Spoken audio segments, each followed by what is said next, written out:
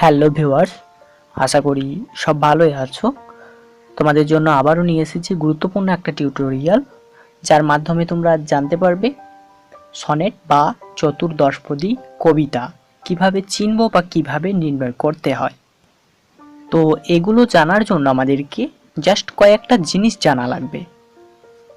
তো তার আগে তোমাদেরকে একটা কথা বলে দিই, এই ছন্দ নির্ণয় করা বা শেখার জন্য তোমাদেরকে ধৈর্য ধারণ করতে হবে এবং একটু মনোযোগী হতে হবে। তো আমাদেরকে সনেট জানার আগে আমাদেরকে জানতে হবে সনেটটা কোন রীতিতে রচিত। এই সনেটটা হচ্ছে অক্ষরবৃত্ত রীতিতে রচিত। তাই অক্ষরবৃত্ত রীতিতে যাবতীয় বৈশিষ্ট্য সনেটেরও আছে।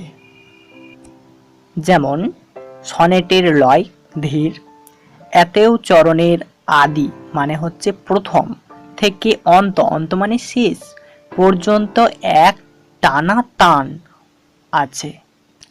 তাহলে তোমরা বুঝতেই পারছো, প্রথম থেকে শেষ পর্যন্ত কবিতাগুলো একটা টান দিয়ে পড়তে হয় এবং ধীরে পড়তে হয়।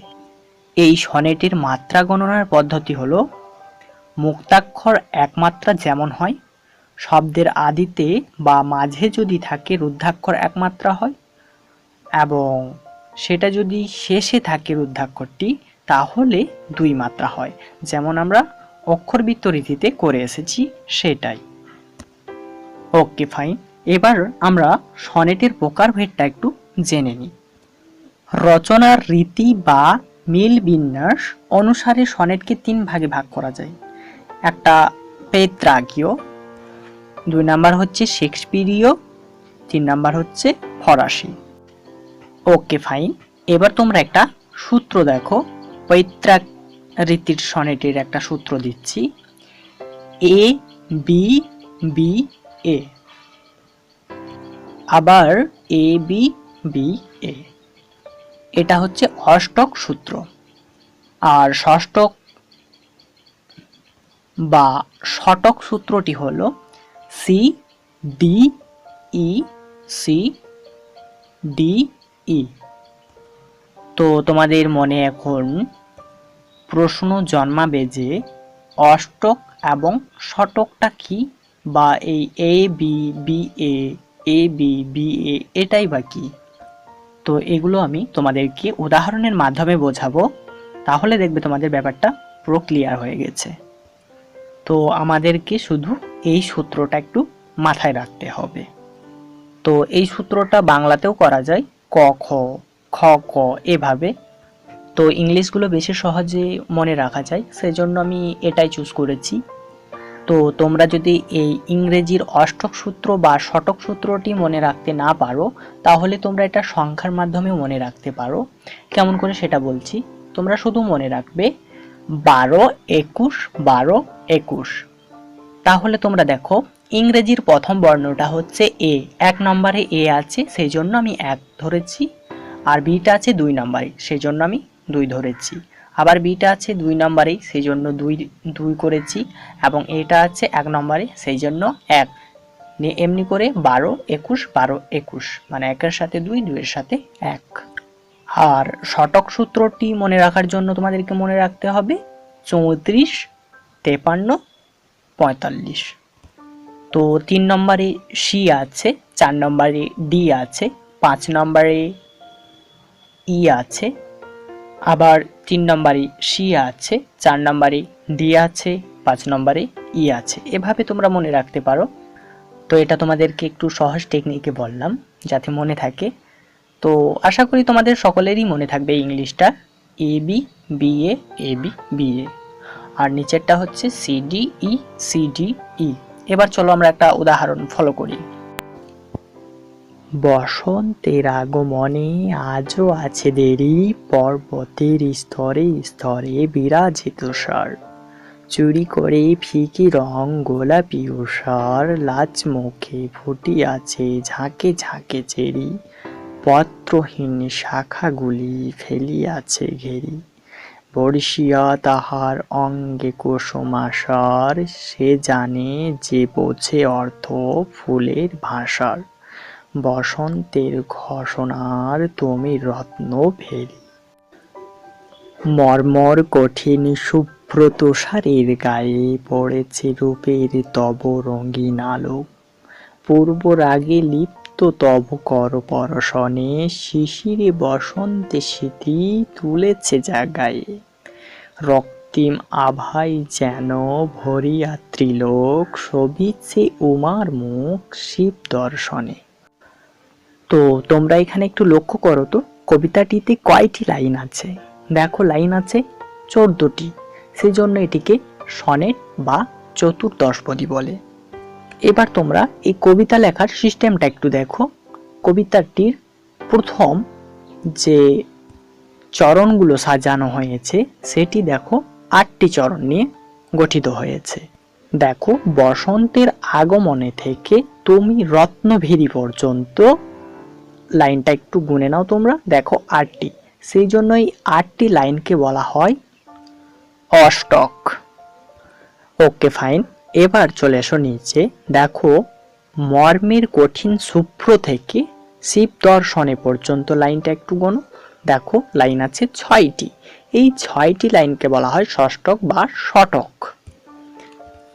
তাহলে বোঝা গেল নিশ্চয় অষ্টক কোনটাকে বলছি আর শতক কোনটাকে বলছি। ওকে, তাহলে আমরা যে সূত্রটা শিখে এলাম সেটা এবার আমরা একটু প্রয়োগ দেখব। সূত্রটা কি ছিল? সূত্রটা ছিল এ বি বি এ, এ বি বি এ। তাহলে এটা হচ্ছে অষ্টক সূত্র। তাহলে দেখো আমরা যে প্রথমে 8টি লাইন পাচ্ছি, তাহলে আমরা সেই 8টি লাইনে এই 8টি বর্ণকে বসিয়ে ফেলি চলো। ওকে ফাইন, তাহলে এবার দেখো তোমরা প্রতিটি লাইন একটু ভালো করে লক্ষ্য করো। প্রথম ও চতুর্থ লাইনে আছে এ, তাহলে প্রথম লাইনে দেখো আছে অন্তে দেরি, আর চতুর্থ লাইনের অন্তে দেখো আছে চেরি। এই যে দেরির রি আর এই যে চেরির রি, তাহলে এদের মধ্যে একটা মিল রয়েছে, এটাই হচ্ছে সনেটের বৈশিষ্ট্য। তারপরে দেখো দ্বিতীয় এবং তৃতীয় বি, বিতে কি আসছে দেখো তুষার। এই যে তুষারের মধ্যে আমরা পাচ্ছি আর শব্দটা, এবং তৃতীয় লাইনে পাচ্ছি উষার। এই যে উষার মধ্যেও আমরা পাচ্ছি কিন্তু আর শব্দটা। তাহলে এই যে মিল, এটাই হচ্ছে সনেটের বৈশিষ্ট্য। ওকে ফাইন, এবার চলে এসো ষষ্ঠকে, মানে নিচের 6 লাইনে। চলো আমরা সেই সূত্রটা একটু বসিয়ে ফেলি এরকম ভাবেই, C D E C D E. তাহলে ষটকে দেখো প্রথম ও চতুর্থতে আছে সি, তাহলে প্রথম লাইনের অন্তে দেখো আছে গায়ে। এই যে গায়ের মধ্যে আমরা পাচ্ছি আয়ে শব্দটা, এবং চতুর্থ লাইনের সিটা দেখো এখানে আছে জাগায়ে, এখানেও আমরা পাচ্ছি আয়ে শব্দটা। ওকে, তারপরে দ্বিতীয় লাইনটা দেখো, দ্বিতীয় ও পঞ্চম লাইনে আছে ডি, তাহলে দ্বিতীয় লাইনে আছে অন্তে আলোক, এবং পঞ্চম লাইনের অন্তে আছে ত্রিলোক। এই যে লোক, লোকের শেষে আসছে ওক, ওক ও ওক শব্দটা, তাহলে এই যে একটা মিল রয়েছে, এগুলোই হচ্ছে সনেটের বৈশিষ্ট্য। 3 নম্বর মানে তৃতীয় ও ষষ্ঠ লাইনে দেখো ই, ইতে কি আসছে দেখো পরশনে, আর শেষ লাইন মানে ষষ্ঠ লাইনে আসছে দেখো দর্শনে। এই যে নে, এই মিলটাই হচ্ছে সনেটের বৈশিষ্ট্য। ওকে ফাইন, এবার চলো আমরা এই সনেটটাকে একটু নির্ণয় করি। আমরা তো সকলেই অক্ষরবৃত্ত কিভাবে নির্ণয় করতে হয় আগে টিউটোরিয়ালে শিখে এসেছি, তো চলো আমরা একটু নির্ণয় করি। দেখো প্রথম লাইনটাই আমি নির্ণয় করে বুঝিয়ে দিচ্ছি।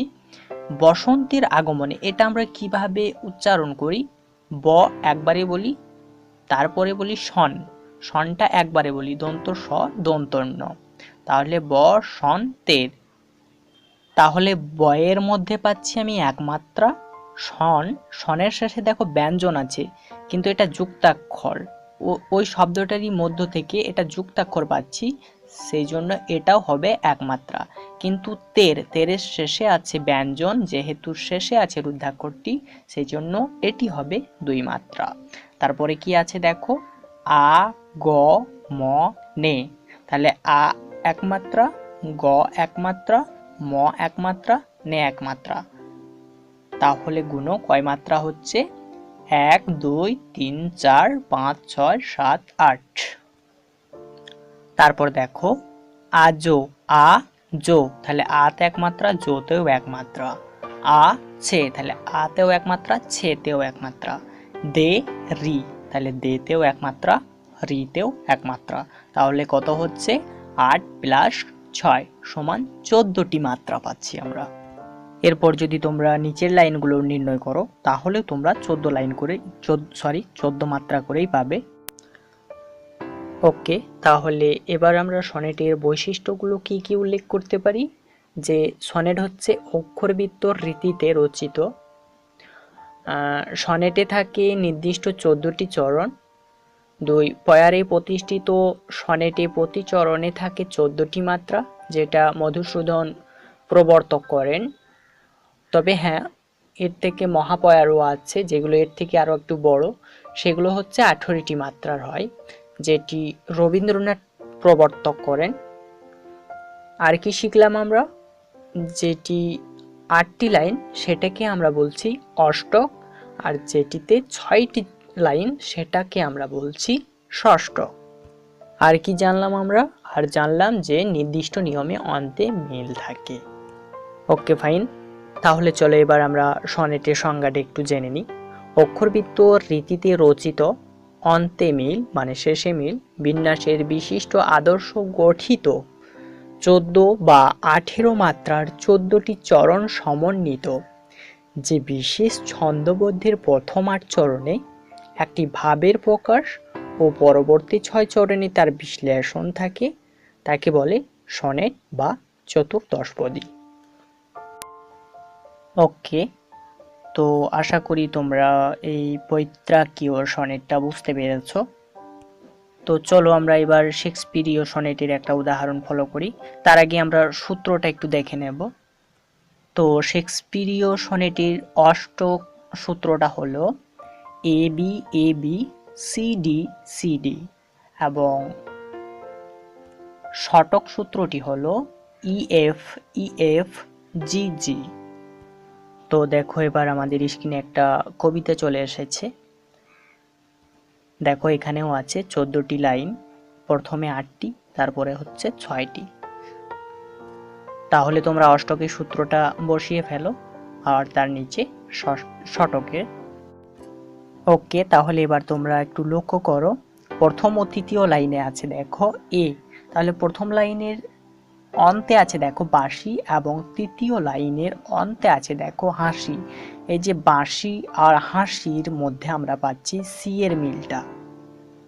তারপরে দেখো দ্বিতীয় ও চতুর্থ লাইনে আছে বি, তাহলে দ্বিতীয় লাইনের অন্তে মানে শেষে আসছে হিয়া, আর চতুর্থ লাইনের শেষে আছে শিয়া। তাহলে আমরা পাচ্ছি কি অন্তস্থ অ আকারটা পাচ্ছি। তারপরে লাইন দেখো পঞ্চম ও সপ্তম লাইনে আছে সি, তাহলে পঞ্চম লাইনের অন্তে আছে চাই, আর সপ্তম লাইনের শেষে আছে কথায়। তাহলে আমরা এখানে পাচ্ছি সিতে পাচ্ছি অন্তস্থ অ। ওকে ফাইন, তারপরে দেখো 6 নাম্বার লাইন ও 8 নাম্বার লাইনটা একটু ফলো করো। 6 নাম্বার লাইনে আছে উদ্দেশ্যে, আর 8 নাম্বার লাইনে আছে নিমিষে। তাহলে আমরা ডিতে পাচ্ছি সের মিল পাচ্ছি। ওকে, এবার চলে এসো ষটকে। প্রথম ও তৃতীয়তে ইতে পাচ্ছি আমরা লতে মিল দেখো, আর দ্বিতীয় চতুর্থ এফে পাচ্ছি আমরা অন্তস্থ অ আকার। পঞ্চম ও ষষ্ঠ লাইনে আছে অবহেলা, এবং ষষ্ঠ লাইনে আছে খেলা। তাহলে অবহেলার লা আর খেলার লা মধ্যে মিল রয়েছে। তো আশা করি তোমাদের শেক্সপিরীয় সনেটের সূত্রটা ক্লিয়ার হয়েছে। এবার চলে এসো আমরা ফরাসি রীতির সনেটটা একটু ফলো করি। ফরাসি রীতির সনেটটা হলো A B B A B B এ, এটা হচ্ছে অষ্টকের সূত্র। আর ষষ্ঠকের সূত্রটা হচ্ছে বা শতকের সূত্রটা হচ্ছে C C D E D E বা C D C D C D. দেখো আমাদের স্ক্রিনে একটা উদাহরণ চলে এসেছে, তাহলে তোমরা একটু লক্ষ্য করো মিলটা দেখো। এতে আছে রস্বই, বিতে আছে ব, সিতে আছে দন্তর ন, ডিতে আছে অন্তস্থ অ, আর ইতে আছে রে। তো এগুলো যদি আমরা নির্ণয় করি তো আমরা পাবো 8 + 6 = 14 পাবো। তো আমি আর নির্ণয় করছি না, নির্ণয় করতে গেলে অনেক টাইম লেগে যাবে, সেই জন্য আর নির্ণয় করলাম না। ওকে ফাইন, এবার চলো আমরা মহাপয়ারের একটা উদাহরণ ফলো করি, যেগুলো হয় 18 মাত্রার। 14 মাত্রার চরণকে 18 মাত্রার চরণে প্রসারিত করেন প্রথম সনেট রচনা করেছিলেন রবীন্দ্রনাথ ঠাকুর। তাহলে তোমরা একটু লক্ষ্য করো, প্রথম ও চতুর্থ লাইনে দেখো কি আছে। প্রথম লাইনের অন্তে আছে বিলাসিনী এবং চতুর্থ লাইনের অন্তে আছে তাহাসিনী। এই যে বিলাসিনীর নি আর এই যে তাহাসিনীর নির মধ্যে আমরা মিল পাচ্ছি। তারপর দেখো তৃতীয় এবং তৃতীয় লাইনে আছে জনে আর তৃতীয় লাইনে আছে সঘনে। এই যে এখানে আমরা বিতে পাচ্ছি নেতে মিল। ওকে ফাইন, এবার চলে এসো শতকে। প্রথম এবং তৃতীয় লাইনটি দেখো শ্রী মধুসূদন এবং তৃতীয় লাইনে আছে নূতন। দেখো এই যে শ্রী মধুসূদন আর এই নূতনের মধ্যে আমরা পাচ্ছি কিন্তু দন্তর ন। আর দ্বিতীয় ও চতুর্থ লাইনে দেখো আমরা পাচ্ছি মে, সঙ্গমে আশ্রমে আর সঙ্গমে। তাহলে ডিতে পাচ্ছি মে। তাহলে এই মিল যে আমরা পাচ্ছি এটাই হচ্ছে সনেটের বৈশিষ্ট্য। তো এটাকে আমরা একটু নির্ণয় করে দেখিয়ে দিই, কারণ এটি হচ্ছে 18টি মাত্রা। নির্ণয় করলে আমরা 18টি মাত্রা পাবো, সেটাই দেখাচ্ছি দেখো। তাহলে দেখো প্রথম লাইনটাই আমি একটু বিশ্লেষণ করছি। প্রথম লাইনটা কি আছে, মঞ্জুরি খুলিয়া রাখ। তাহলে আমি উচ্চারণ যেভাবে করব ঠিক সেভাবেই আমাকে ভাঙতে হবে। মন এক, জু এক, রি এক, তিনটাই আছে মুক্ত, সেই জন্য এক এক করে। খুলিয়া, তাহলে এখানেও আছে 3টি মুক্ত, সেই জন্য এক এক এক। রাখ, এই রাখ র আকার খ করে বলি না, রাখ একবারেই বলি, সেই জন্য এটা হবে 2 মাত্রা, কারণ শেষে আছে ব্যঞ্জন রুদ্ধাক্ষর। ওকে, তাহলে গুনে নাও, দেখো কত হচ্ছে। দেখো 8 হচ্ছে। ওকে, তারপরে দেখো ওই অ ই, তাহলে অ একবারে বলি, ই একবারে বলি, তাহলে অতে 1, ইতে 1। ভাষা, ভা 1, সা 1। ছন্দ, তাহলে ছন, ছন একবারে বলি, তারপরে বলি দ, তাহলে ছনে হচ্ছে 1, দতেও হচ্ছে 1। বিলাসিনী, দেখো বিলাসিনী, এগুলোকে আমরা ভেঙে ভেঙে উচ্চারণ করতে পারি, সেই জন্য এখানে 4টাই আছে দেখো মুক্ত। বিলাসিনী, 1 1 1 1। তাহলে দেখো এখানে গুণ, দেখো আমরা পাচ্ছি 10, তাহলে 8 + 10, তাহলে আমরা পেলাম 18টি মাত্রা। তো বন্ধুরা আশা করি তোমরা এই মহাপয়ারটা বুঝতে পেরেছো। এরপর যদি কোনো সমস্যা থাকে অবশ্যই কমেন্ট বক্সের মাধ্যমে জানাবে। আর পরবর্তী টিউটোরিয়াল পাওয়ার জন্য সাথেই থাকো ডিজিটাল স্টাডির। ততদিনের আশায় তোমরা সুস্থ থাকো, ভালো থাকো এবং আনন্দে থাকো, এই শুভকামনায় আজকের টিউটোরিয়াল সমাপ্ত করলাম।